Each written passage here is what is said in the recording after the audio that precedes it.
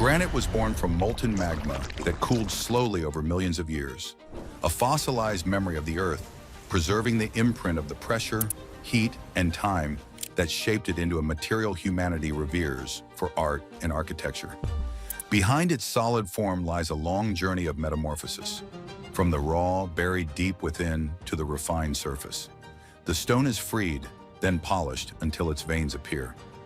Fingerprints of the Earth, a symbol of resilience and an expression of humanity's yearning to touch timeless beauty. What has kept granite so fascinating for millennia? Let's explore how these rock masses from the Earth's core become flawless slabs of granite, ready to shine on monumental structures around the world. Granite has been intimately linked to civilization for millennia, from the Brihadisvara temple in India to the colossal faces of Mount Rushmore in the United States. Humanity has transformed this seemingly inert stone into a symbol of power and eternity, a declaration of the desire to leave a mark across time. This desire still resonates in the modern world. In every era, human beings have sought to leave an indelible mark. This is perhaps why granite, throughout the centuries, remains a mirror of our ambitions, our beliefs, and our timeless will to immortalize our names. The first stage of the extraction process begins in vast, open-pit quarries, where colossal rock formations, shaped over millions of years, lie beneath layers of earth. Before reaching the main granite bedrock, crews must remove dozens of meters of earth, sand, and scree that cover the surface. Once the ground is leveled, the drilling teams locate precise points and drill deep holes according to a carefully calculated grid. These boreholes are then loaded with a measured amount of explosives, just enough to detach the granite into large blocks without fracturing the core of the rock. A sequence of controlled detonations is triggered at intervals of a few seconds. The echo rumbles through the valley as immense slabs break away and slide down the quarry walls. When the dust settles, excavators and heavy trucks move in to clear away the rubble, revealing undisturbed blocks. Once the layers are exposed, the quarrymen begin cutting directly into the rock face to extract the first massive blocks. The surface of the wall is crisscrossed with parallel lines that mark the boundaries of each block, often more than 4.5 meters wide and about 1.8 meters high, weighing several tens of tons. Sawing uses either diamond wire or giant blade saws. In the diamond wire method, a steel cable studded with synthetic diamond beads rotates continuously at high speed, cutting through the dense rock without causing cracks. In large quarries, enormous steel blade saws, up to 3.6 meters long, have diamond segments on their cutting edges and advance slowly and steadily in a reciprocating motion. Both techniques require a constant flow of water for cooling, to remove cutting mud, and to prevent the formation of fine suspended silica dust, which is hazardous to the lungs. Water consumption at a single workstation can range from 3,800 to 7,600 liters, with most of it recovered and recycled. Once the cutting lines are complete, operators insert steel wedges or hydraulic jacks to separate the block from the quarry face. With a precise release of pressure, a mass weighing several tens of tons detaches itself and falls to the bottom of the quarry with a dull thud. A standard block of granite weighs between 20 and 50 tons, but in India, Brazil, or the United States, some reach 80 to 100 tons, requiring very large cranes to lift and move them. Once separated from the quarry face, the blocks are cut to size. The rough pieces are sawn on-site using giant bridge saws, equipped with diamond-encrusted blades several meters long. The blade moves back and forth at a controlled pace, dividing each block into smaller standardized pieces to facilitate transport and processing. Water continues to flow without interruption, cooling the blade, washing away the abrasive paste, and ensuring clean, even cuts that leave smooth, undamaged surfaces. As soon as they are detached, these granite blocks, weighing from a few dozen to over 100 tons, are moved to a storage area inside the quarry. There, low-loader trailers with reinforced chassis, adapted for steep inclines, take over the transport. In the yard, enormous crawler cranes lift the blocks from the ground.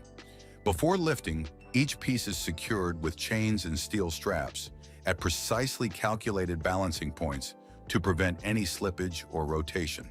The convoy then sets off, progressing slowly along the winding tracks of the quarry and over mountain passes.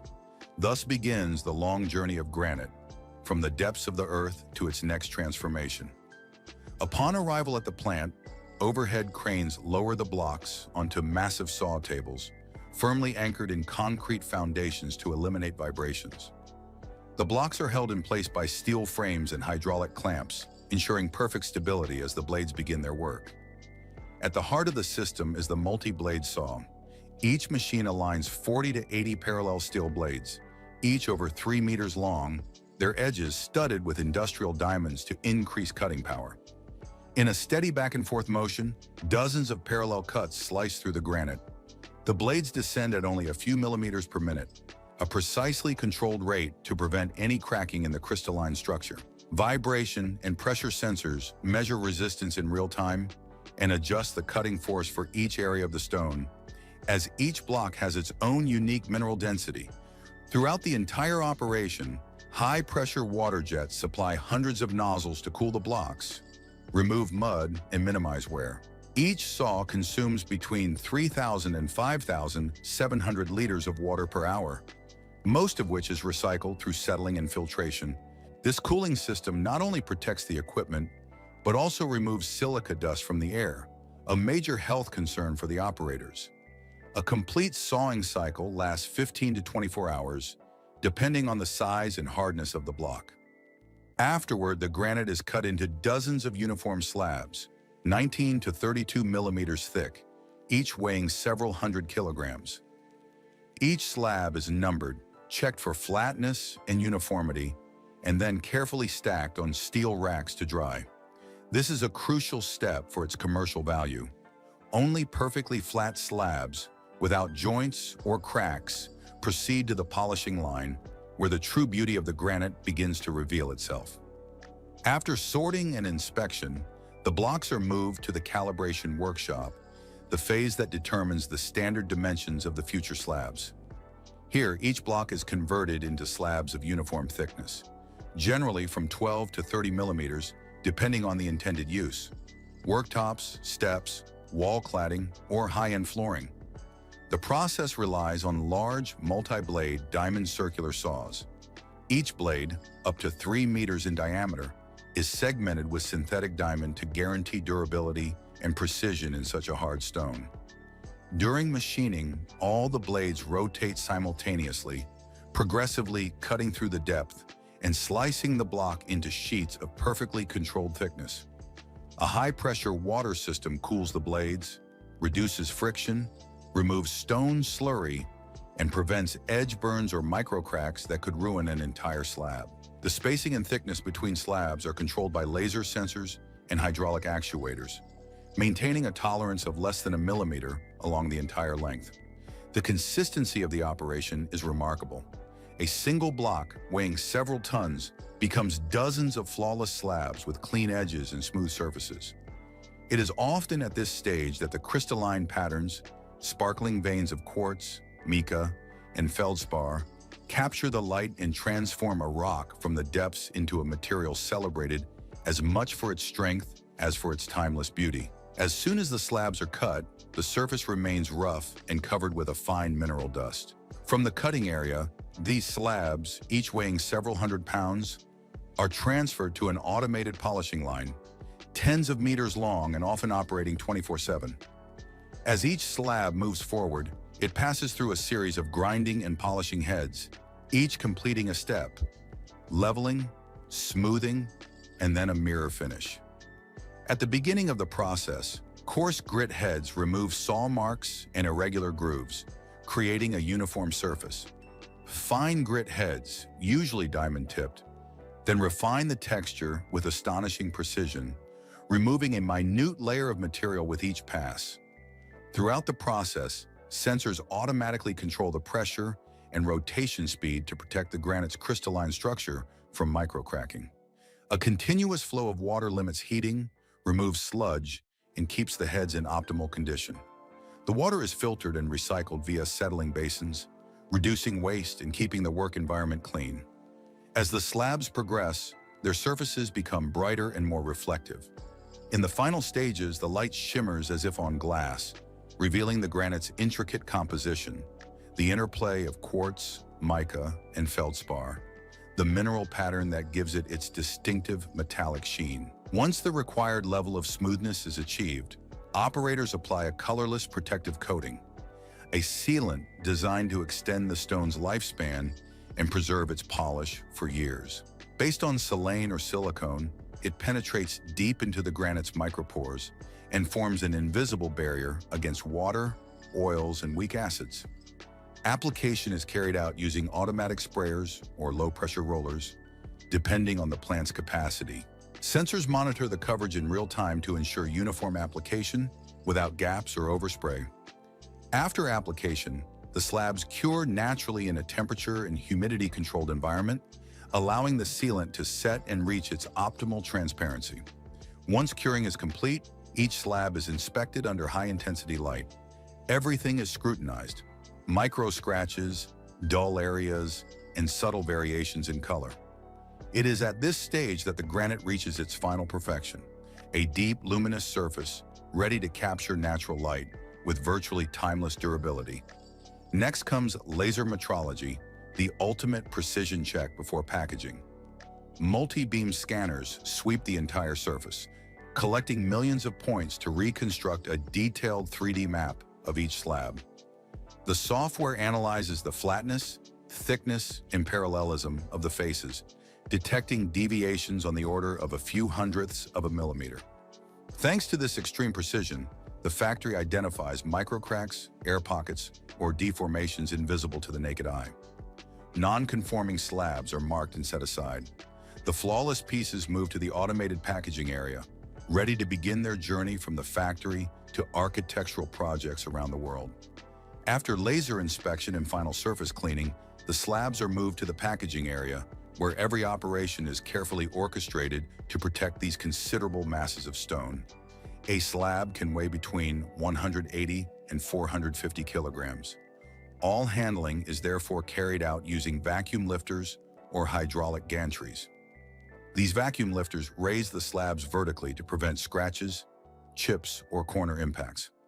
Placed on sturdy steel or reinforced wood pallets, they are fitted with rubber pads or foam spacers between each sheet, maintaining regular spacing to prevent stress and cracking during transit. The entire pallet is then encircled by a steel frame, secured with metal strapping, and wrapped in a protective polyethylene film against dust and moisture. Each shipment is labeled with complete traceability, stone type, dimensions, batch number, quarry of origin, and destination. Once packaging is complete, forklifts transfer the pallets to the loading area. Depending on the order, the slabs are placed in sealed containers or padded wooden crates for international transport. This is the final stage in the granite's journey at the factory. From a raw block buried underground, a precise and polished engineered material is obtained, destined to become part of the world's most enduring architectural landmarks. Originating from magma that cooled over millions of years, the granite is extracted, sliced, and polished to reveal the Earth's primal beauty. Thanks to the precision of modern engineering and technology, this seemingly inert material becomes a symbol of resilience, a cornerstone of timeless architecture across the globe. If you enjoyed this documentary, please give it a like, subscribe, and turn on notifications so you don't miss any of our content. Let us know in the comments where you're watching from and if you were familiar with this fascinating granite transformation process. But don't go away just yet. There's more. The rest of this video is just as captivating, so stay tuned until the end. In the modern world, copper is a true protagonist. It is present in our cell phones, electric cars, the pipes in our homes, and the vast electrical networks that power entire cities. Its versatility, conductivity, and strength make it one of the most essential metals for our society. But have you ever wondered where it comes from? The journey of copper is a true story of engineering, geology, and chemistry. A saga that begins deep within the earth and ends in the products we use every day. Let's dive into this fascinating world to discover how raw rock is transformed into a priceless metal. Copper is one of the best conductors of heat and electricity. It offers exceptional resistance to corrosion, extremely flexible and malleable. It can be recycled indefinitely without losing its properties. It is found in the Earth's crust, specifically in the surface layers composed mainly of sedimentary rocks. Its extraction is a complex process that involves several stages. The first involves identifying areas with high potential for copper or deposits. This requires geological surveys, sample analysis, and the use of prospecting techniques to locate economically exploitable deposits. Once a deposit is discovered, everything must be prepared for extraction. But before accessing the valuable minerals, huge layers of waste material must be removed. In some areas, the mineral deposit can reach depths of up to 100 m, requiring the use of colossal machinery and tons of explosives. To extract the rock containing the copper, gigantic drills are used, capable of drilling around 130 holes, called blast holes, at least 16 m deep, the height of a 5-story building. A powerful mixture of ammonium nitrate and fuel is introduced into each hole, supplemented by a certain quantity of a high-energy explosive called AMPHO. Once everything is inserted, the hole is plugged with sterile material. From a secure area, an operator triggers the charges, causing a series of perfectly timed explosions. Each detonation is so powerful it could bring down an entire building. The interval between two detonations is barely 2 milliseconds. This detonation pattern was specifically designed to fragment as much copper-bearing rock as possible while minimizing material dispersion and excessive dust formation. Once the rock is fragmented, the ore loading process begins. Huge machines lift the blocks of rock with their gigantic buckets and dump them into enormous mining haul trucks. To obtain a single ton of pure copper, nearly 200 tons of ore must be extracted. Hydraulic excavators can lift up to 80 tons of rock at a time. Yet this rock typically contains less than 0.5% copper. The trucks, nearly 7 meters high, are capable of carrying up to 400 tons of load. Because open-pit mines cover such vast areas, their operations are monitored and managed from a control center similar to an airport control tower, where engineers can observe all ground operations in real time. But how does this raw rock transform into one of the world's most widely used metals? The release of copper depends on the nature of the ore. Depending on whether it is oxidized or sulfidic, the processes differ. In the case of oxidized ores, the extracted rocks are stacked in special areas called leaching areas. They're continuously sprayed with a dilute sulfuric acid solution. Over several weeks, this solution slowly seeps through the rocks, gradually dissolving the copper they contain. The liquid, loaded with copper ions, is then collected in basins and transported to the processing plant. In special channels, the copper solution comes into contact with an organic reagent that allows it to float on the surface. Next, an acid solution is added, which increases the concentration of copper and makes it electrically conductive. This liquid is then transferred to a series of large tanks containing thin copper plates called cathodes. Once an electric current is applied, copper ions gradually begin to deposit on the cathodes. In just 10 days, each plate reaches a thickness of about 2.5 centimeters. At this stage, the purity of the copper is close to 100%, which is essential for its use in the manufacture of electrical products. Extraction from sulfide ores, on the other hand, is much more complex. It all begins in a gigantic drum called a crusher. Inside, huge steel balls grind the wet rocks into smaller fragments. The crushed material then passes over a perforated belt that lets the fine pieces pass through, while the larger pieces are returned to the crusher for another cycle. Once the rock is ground into powder, chemicals are added to coat the copper particles, along with a frothing agent. This mineral slurry is then sent to flotation tanks, where air bubbles carry the copper particles to the surface. This copper-rich froth is collected and filtered to produce a concentrate with a purity of at least 30%. The next step takes place in the smelting plant. The concentrate is transported by train to huge deposits where it is mixed in layers with silica sand called flux, which helps remove impurities during smelting. Subjected to extreme temperatures, the charge transforms into a molten liquid. The slag, made up of iron and other minerals, floats to the surface while the copper accumulates at the bottom. At this stage, its purity reaches approximately 60%. It then passes into a second furnace where its purity level rises to 98%. The molten residue is removed and solidifies, forming incandescent streams that resemble lava. Meanwhile, cranes transfer the liquid copper to another furnace for the final purification stage. The purity then rises to 99%, and the molten copper is poured into large molds to form massive rectangular plates called anodes. These plates are cooled by water jets, solidified, and then ejected by hydraulic cylinders. They are then cleaned to remove mold release agent residue and transported to a refinery, sometimes hundreds of kilometers away. In the refinery, purity reaches its maximum. The anodes are immersed in large tanks containing an electrolytic solution and placed opposite thin metal strips called cathodes. When an electric current is applied, pure copper transfers from the anodes to the cathodes while impurities fall to the bottom of the tank. The result is copper of near-perfect purity, ready for use in the most demanding electrical applications.